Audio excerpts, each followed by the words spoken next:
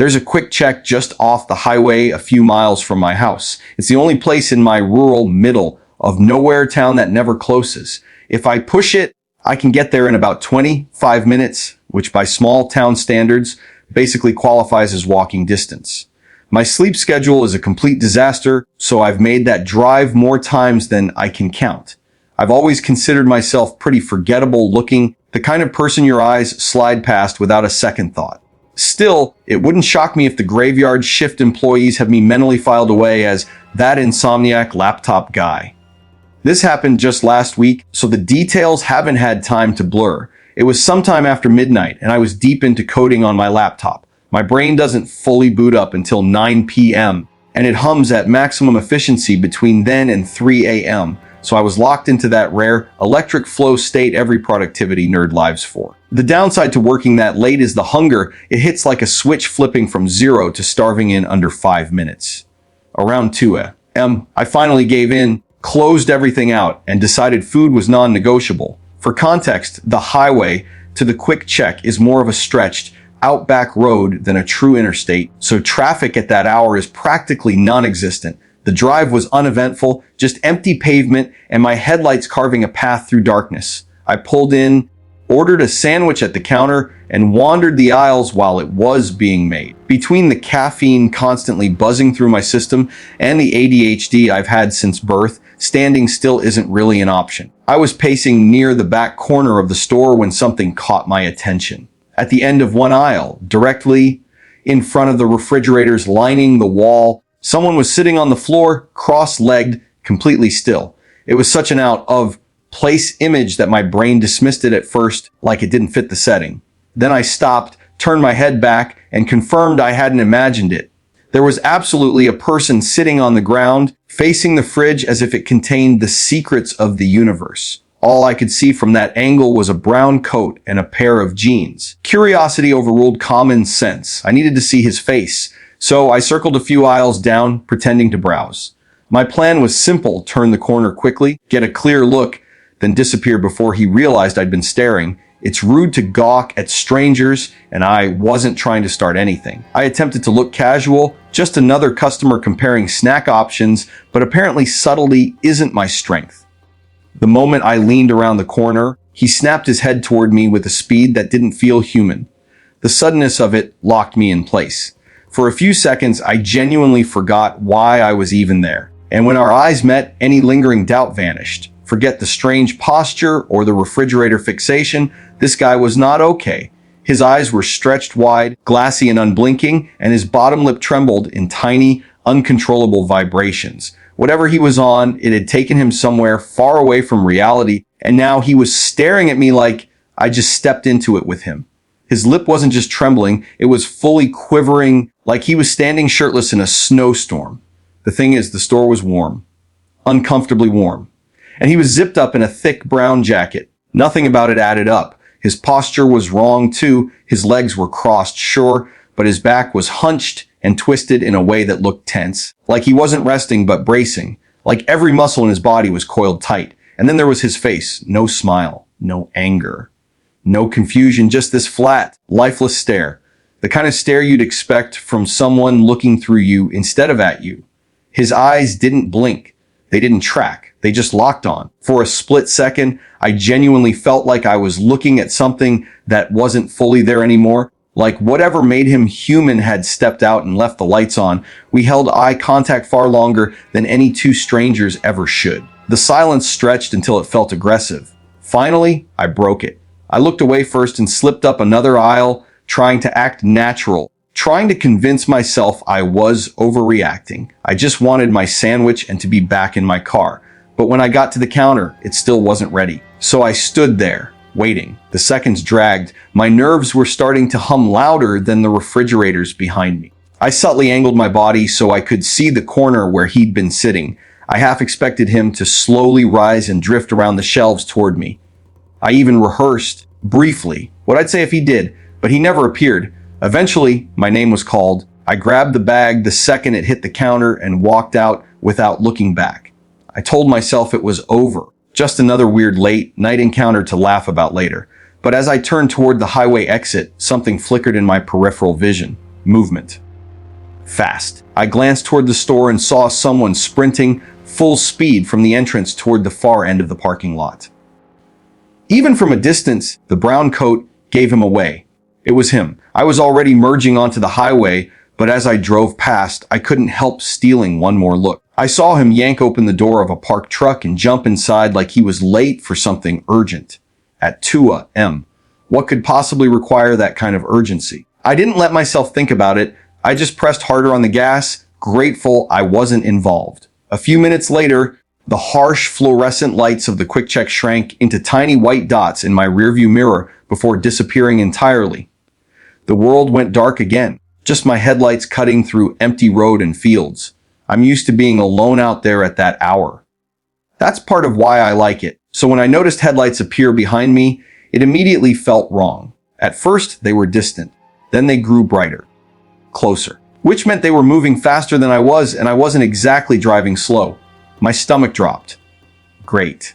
I thought I was about to get pulled over. Instinctively, I eased off the gas. The headlights kept gaining. I braced myself for the red and blue flash that would ruin my night. But no lights ever came on. The vehicle pulled close enough for me to finally make out its shape. It wasn't a cruiser. It was a truck. And behind the wheel was him. It was him, the guy from the quick check. Same brown coat. Same truck from the parking lot. I didn't hesitate. I knew. I've never felt that kind of certainty before. My foot slammed down on the gas and the engine roared as I pushed the car back up to speed. Almost instantly, the truck behind me started flashing its high beams and leaning on the horn. The sound cut through the night like a warning siren. My mind raced. Do I floor it and try to lose him? Or do I pull over and hope he just flies past? I was in a sedan, he was in a pickup. Logic told me I had the advantage, so I chose speed. But the faster I drove, the worse the fear became. It wasn't anxiety anymore. It was something primal. The kind of fear that crawls up your spine and tells you this might be the last decision you ever make. By the time my speedometer touched 100 miles per hour, every instinct I had was screaming at me to stop. It felt like I was outrunning more than just a truck. I was outrunning death itself. I jerked into the right lane, hoping he'd blow past me and disappear. He didn't. He swerved with me, stayed glued to my bumper like he was tethered to my car. That's when I decided to slow down and pull onto the shoulder. Maybe if I made it clear I wasn't racing him, he'd move on. The second my foot eased off the gas, the truck lunged forward and slammed into my rear bumper. The impact jolted through my entire body. I gripped the steering wheel with everything I had to keep from fishtailing. In that instant, the truth crystallized. This wasn't intimidation. This wasn't road rage. He was trying to kill me. My thoughts fragmented. Everything blurred into headlights and engine noise. I knew he'd try to ram me again, and at that speed, one good hit would send me spinning into darkness. Whether it was blind panic or pure survival instinct, I reacted without thinking. The moment I saw his truck surge forward again, I yanked the wheel left and slammed on the brakes as hard as I could. His truck shot past me. In my headlights, I watched him overcorrect. The pickup swerved violently, left, right, left again, tires screaming against pavement before it spun out completely and tore off the highway into the open field. Dirt and debris exploded into the air as his headlights bounced wildly and then vanished into darkness. My hands were shaking so badly I could barely keep them on the wheel. My heart felt like it was going to rupture, but I forced myself to move. Sitting there felt more dangerous than driving. I pressed the gas and didn't let up the entire way home. The second I got inside my house, I locked every door and called the police. I reported everything, though I couldn't give them an exact mile marker in the chaos of it all. They took my statement anyway. I told them about the quick check, the parking lot, the cameras. I know for a fact there are security cameras out there. If they pull the footage, they'll see him. They'll see the truck. It's been a week now. I haven't heard anything. My car's rear bumper is dented but still drivable. Just enough damage to remind me it wasn't a nightmare. I still need to get it repaired. As for why he chose me, I have no answers. Maybe I looked at him too long. Maybe he was already planning something. Maybe I was just unlucky. All I know is this: I hope I never see that brown coat or those headlights behind me again. This happened in the summer of 2022. I was 25 at the time, working a job that most people would probably describe as oddly specific. I hauled refurbished electronics and custom-built PC components for a last-mile delivery startup trying to carve out space in markets even Amazon didn't bother with. Tiny, scattered rural towns where two-day shipping was more like whenever it gets there. The routes were brutal and unpredictable. Some nights I'd drive 12 hours straight, weaving through empty highways in the Southwest, delivering to places so remote you'd lose radio signal for half the trip. The pay was solid, though, and I didn't mind the solitude. I grew up in a road-tripping family, cross-country drives, gas station snacks, sleeping against the window while desert landscapes blurred by. Long stretches of highway never scared me. That particular night, I was finishing the last leg of a Phoenix to Lovington run. It was around 1 a.m., and I was cutting through a lonely stretch of Route 82 near the edge of Lincoln National Forest in southern New Mexico. If you've never driven there after dark, it's hard to explain the isolation. The road narrows, the streetlights disappear, and the mountains swallow the horizon. You might pass one car every 20 or 30 minutes if you're lucky. And here's the catch: that strip of Route 82 is basically the only practical way through. Every GPS alternative loops you far north, snaking through places like Carrizozo and adding nearly 2 extra hours. So if you're getting from point A to point B in that region, you take 82. There's really no other option. I had a true crime podcast playing softly through the speakers. Ironically enough, when I rounded a bend and saw a red hatchback angled awkwardly on the gravel shoulder, hazard lights blinking in the darkness. The flashes bounced off the trees and road signs in a way that felt almost theatrical. I eased off the gas out of instinct. As I got closer, my headlights swept across a woman standing beside the car. She was holding her phone up high, arm extended toward the sky like she was trying to pull signal out of thin air. My first thought was to keep driving.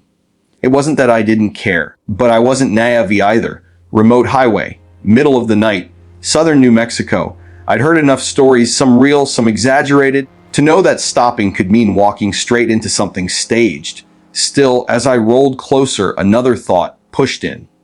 What if that was my girlfriend? My sister? Wouldn't I hope someone decent would at least check? And I wasn't completely defenseless? I kept a Glock 43 holstered beneath the steering column. The company never formally approved it, but considering the isolated routes we ran, I decided my safety was my responsibility. I slowed to a crawl and stopped a short distance ahead of her car, cracking the passenger window just a couple inches, enough to talk, not enough to invite trouble. The woman, who looked about my age, hurried toward me immediately. There was urgency in her movement. Before she even spoke, she grabbed the passenger door handle and pulled. It didn't budge. I had locked it the second I saw her start walking over. She said she just needed a ride to the nearest gas station, claimed her car had suddenly died, and she couldn't get a signal to call anyone. Her voice had this shaky, uneven edge to it, like her nerves were shot or like she wasn't entirely sober. It wavered in a way that made it hard to tell whether she was scared or wired on something. I paused, fingers still resting on the window controls. The whole scene felt slightly misaligned, like a picture frame hanging just crooked enough to bother you. But the thought that ultimately tipped the scale was the Glock within arm's reach under the steering column. I told myself that if anything went sideways, I wouldn't be helpless. So I unlocked the door. She climbed in fast, too fast, and muttered a quick, slurred, "Thank you so much," without actually making eye contact. She stared straight ahead instead, breathing a little heavy. The way her words blended together made me think she'd been drinking, or maybe worse. My guard went up another notch. Before pulling away, I asked the obvious questions. Did you hit something? Did the engine stall? Is it overheating? Basic stuff. But she kept brushing it off, insisting we just go. "Please, can you just drive?" she repeated over and over. The more she talked, the less her story held together. The details shifted. Timelines didn't match. My gut was already leaning toward telling her to get out. I was seconds away from making that call when I glanced in the rearview mirror one last time at her hatchback. And my stomach dropped. A man stepped out from behind her car like he'd been crouched there the entire time waiting. He didn't rush. He just emerged, calm and deliberate. My pulse spiked instantly. I turned my head forward and saw another figure standing in the road about 50 feet ahead of us. He hadn't been there before. He was planted directly in my lane, blocking it. In his hands was something long and solid, maybe a bat, maybe a metal pipe. I couldn't make out the details, but I didn't need to. He started walking toward my car. That was it. Instinct took over. I slammed my foot on the gas. No hesitation. No pretending I hadn't seen them. The engine roared as the car lurched forward. The woman spun around in her seat to look behind us and immediately started shouting, angry, panicked. I couldn't tell which. Then she dropped her gaze and began frantically digging through her purse. I didn't need to see what she was searching for. I had a pretty good idea. Before she could pull anything out, I shouted, "Don't move!" My voice came out sharper than I'd ever heard it.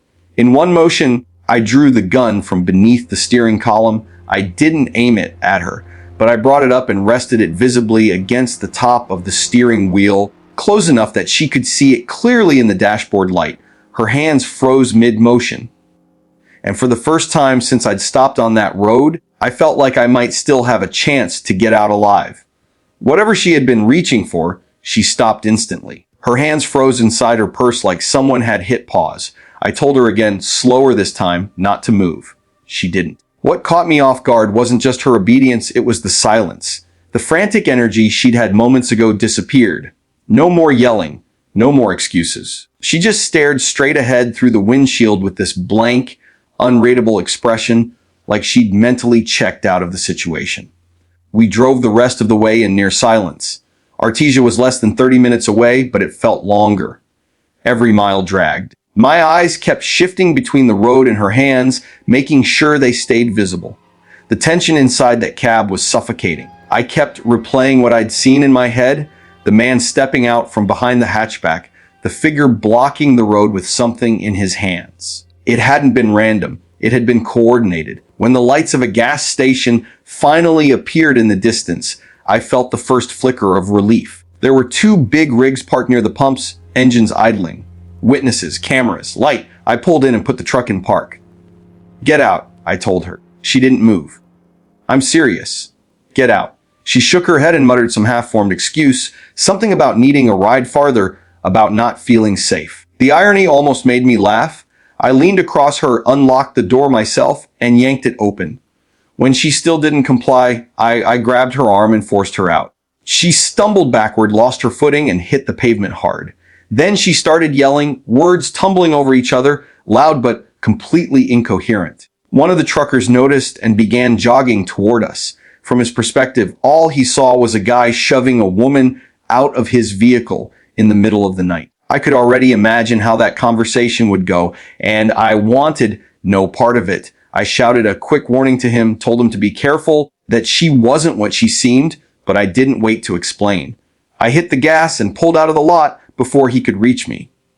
I didn't look back. A few miles down the road, I stopped at another station to steady myself and top off the tank. My hands were still shaking as I stepped out. Something nagged at me, so I walked around to the passenger side and leaned in to check the seat.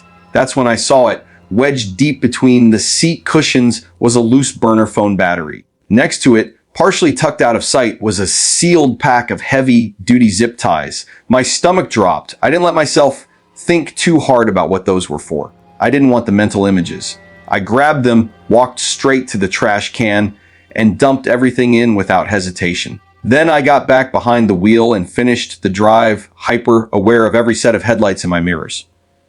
I never reported it. Not to the police. Not to my company. Not because it wasn't serious, but because explaining why I was armed, why I'd drawn a weapon, why I'd physically forced someone out of my vehicle, that's a legal maze I wasn't eager to walk into. You can connect those dots yourself. All I know is this: if I hadn't trusted my instincts, and if I hadn't been armed, there's a very real chance I wouldn't have made it to Artesia that night.